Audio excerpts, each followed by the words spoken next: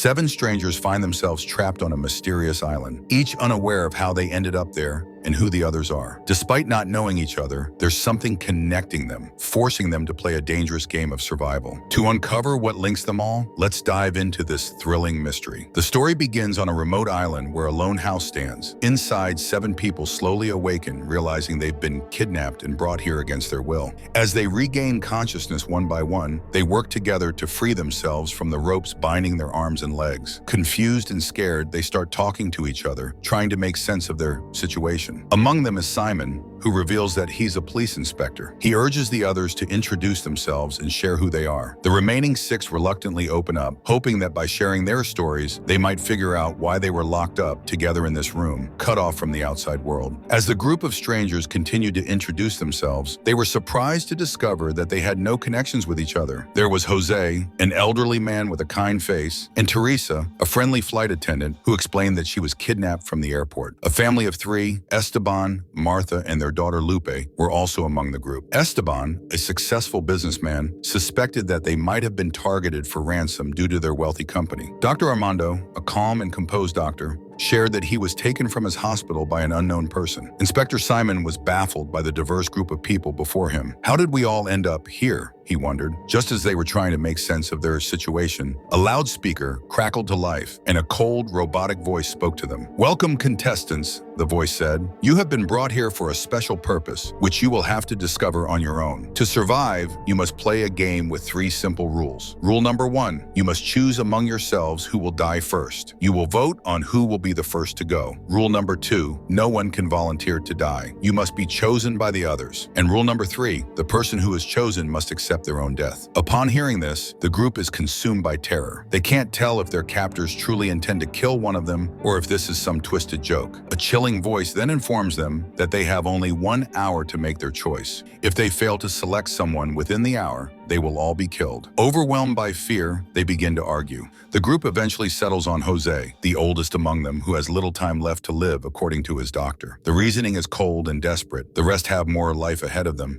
and Jose should sacrifice himself to save the others. But Lupe fiercely disagrees, arguing that every life is equally valuable and that no one deserves to die. Despite Lupe's objections, Jose makes his decision. He steps forward, accepting his fate with a heavy heart. He tells the group that his life has been filled with hardship and wrongdoings, and perhaps this sacrifice is the only way to redeem himself. As Jose speaks his final words, a door opens and a shooter enters. In a swift, brutal moment, Jose is killed while the others watch in horror. They recognize the shooter and his accomplice as the same men who had kidnapped them, proving this is no joke. It's deadly serious. With Jose gone, the group believes the nightmare is finally over, but their relief is short-lived. An announcement echoes through the room, revealing that Jose had broken the second rule. No one should volunteer or sacrifice themselves for another. The game isn't over, it's only just begun. The timer starts again, and a door slowly creaks open, revealing the next stage of their twisted ordeal. The 6 remaining people step through the doorway into a dimly lit room filled with envelopes scattered on a table. The doctor steps forward, nervously explaining that each envelope contains personal questions about their lives. To move forward and solve the puzzle before them, they must answer these questions truthfully. Driven by fear and desperation, the group begins to open the envelopes and answer the questions. As each person provides their answers, they notice something strange. The first letter of each answer is highlighted, slowly coming together to spell out a name: Pablo Vega. The moment Simon, the inspector, sees the name, his face pales. He reveals to the group that Pablo Vega is a notorious killer he's been hunting for years without success. Pablo is known for targeting corrupt officials, and it's clear now that he is the mastermind behind their kidnapping. The atmosphere in the room grows tense as the doctor suddenly begins to panic. He shouts frantically,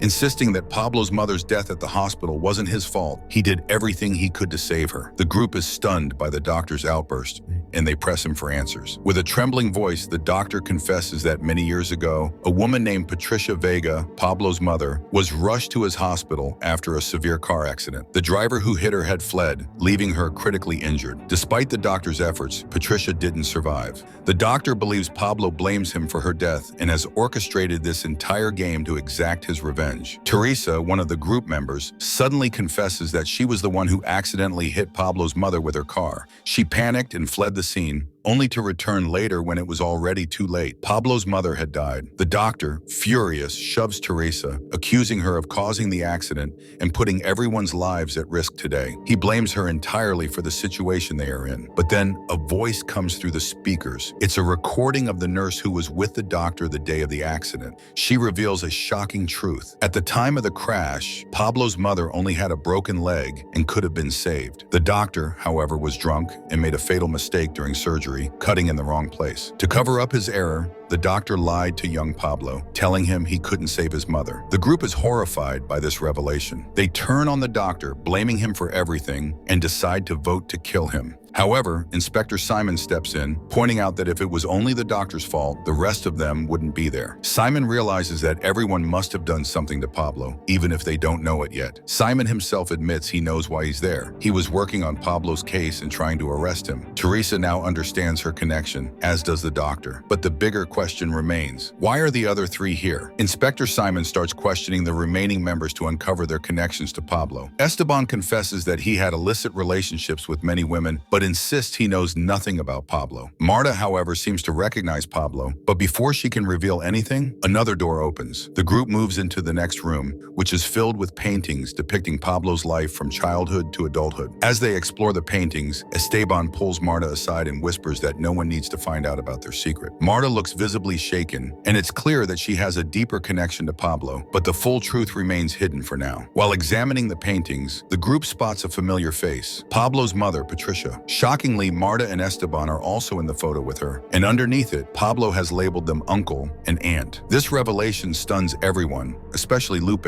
who turns to her parents, Marta and Esteban, and demands to know why Pablo called them his uncle and aunt. It becomes clear that Pablo is her cousin. Unable to keep the secret any longer, Marta finally breaks down and reveals the truth. She explains that Patricia, Pablo's mother, was her real sister who had suffered from mental health issues since childhood. Due to her condition, Patricia was sent to a mental asylum by their father. Over time, Patricia began to recover, but during her stay, someone took advantage of her vulnerable state, leading to her pregnancy. Pablo was born in the asylum, marked by a distinctive birthmark on his hand. When the asylum's doctor contacted Marta and Esteban to take responsibility for Pablo, they refused, feeling unable to raise a child conceived under such tragic circumstances. Marta instructed the nurse to keep Pablo at the asylum, abandoning him entirely. Both Marta and Esteban rejected young Pablo, leaving him alone in a harsh and uncaring environment. This rejection is the root of Pablo's desire for revenge. After hearing Marta's confession, the group is stunned. Time is running out, and they must vote quickly to choose someone to kill, otherwise all of them will die. With Marta's dark secret now out in the open, everyone casts their vote against her. Desperate to save herself, Marta approaches Teresa and pleads with her to change her vote. She reminds Teresa that she has only one son and that her family's financial situation is dire. Marta promises that if Teresa sacrifices herself instead, Marta will ensure her son receives enough money to live his dream life. Despite Marta's desperate attempts to persuade her, Teresa stands firm. She refuses to change her decision, making it clear that no amount of money could convince her to give up her life. With the votes cast, Marta realizes there's no way out. Accepting her fate, she admits she has done many wrongs and decides to face the consequences. She walks over to the gate, kneels down, and prepares to sacrifice herself, expecting that her death will save the others. But just as Marta surrenders, the timer unexpectedly stops and the door swings open. Beyond the gate, they find a large feast laid out, filled with food and drinks. Confused but relieved, they assume that Pablo has decided to forgive the rest of them. Believing the nightmare is finally over, the group begins to eat, celebrating their survival with a sense of cautious joy. The inspector then reveals his suspicion that the old man killed at the beginning was probably Pablo's father and likely the one who abused Patricia, making her pregnant. That's why he was part of this deadly game. As the inspector moves to eat, he suddenly cuts his finger and discovers a large knife hidden in his food. The timer starts again, and a message on the knife reads that the person they voted to kill must now be killed by one of them using this knife. Panicking, the doctor, desperate to save himself, grabs the knife and moves toward Marta, ready to attack. To protect Marta, Esteban stabs the doctor in the stomach, knowing the doctor was already on the brink of death. The others urge the doctor to accept his fate, explaining that if he doesn't, someone else will have to die. Realizing his mistakes, especially what he did to Pablo's mother, the doctor finally agrees. He asks everyone to vote again, and they vote for him. Accepting his end, the doctor hands the knife to the inspector and asks him to cut his throat, just as he had mistakenly done to to Patricia. The inspector does as the doctor requests, and the doctor dies the same way Pablo's mother did, by a fatal cut. With the timer finally at 0, the outside door swings open and everyone rushes upstairs. They find themselves in a giant, complex puzzle, which is the last challenge they must face. At the end of the puzzle, they spot the same 2 shooters who have been haunting them throughout the game. To escape, they need to navigate the maze and reach the shore where a boat waits, their only way off the island. Without wasting any time, everyone starts running. Esteban and his family stay together, while Inspector Simon and Teresa take different paths, running separately through the maze. Teresa is quick and manages to climb up and spot the way out of the puzzle first. She races across it, heading toward freedom. But just as she reaches the other side, she is suddenly hit by a car. This moment reveals the biggest twist of the story. The driver who ran over Teresa is none other than Inspector Simon, who is revealed to be the real Pablo. All along, Pablo had been playing the game alongside them, watching as everyone suffered for what they had done to him and his mother. Teresa, injured and in shock, begs Pablo for mercy, pleading with him to spare her life. But Pablo shows no forgiveness. He coldly runs over Teresa with the car, just as she had once done to his mother, Patricia. Esteban and his family finally make it to the shore and rush to board the boat, desperate to escape the island. Just as they are about to leave, Pablo arrives. Believing him to still be the inspector, they stop and let him on board. As they prepare to set sail, Pablo starts helping them with the boat, but Marta suddenly notices a familiar birthmark on his hand. The horrifying truth dawns on her. This is not Simon the inspector, it's Pablo, the real mastermind behind everything. Pablo immediately turns on them, pulling out a gun. He tells them there's one last game to play. He hands Esteban and Marta a gun with only 1 bullet in the chamber and tells them they must take turns pointing it at each other's heads and pulling the trigger. Whenever the bullet fires, one of them will die, but if they refuse to play, he'll shoot their daughter, Lupe, instead. Terrified and with no other choice, Esteban and Marta start playing the twisted game. Marta, trembling and struggling with her emotions, points the gun at Esteban, but hesitates. Sensing her conflict, Pablo coldly reveals more secrets. He tells Marta that her husband has had numerous affairs and that his betrayals didn't stop there. He even crossed boundaries with their daughter, Lupe.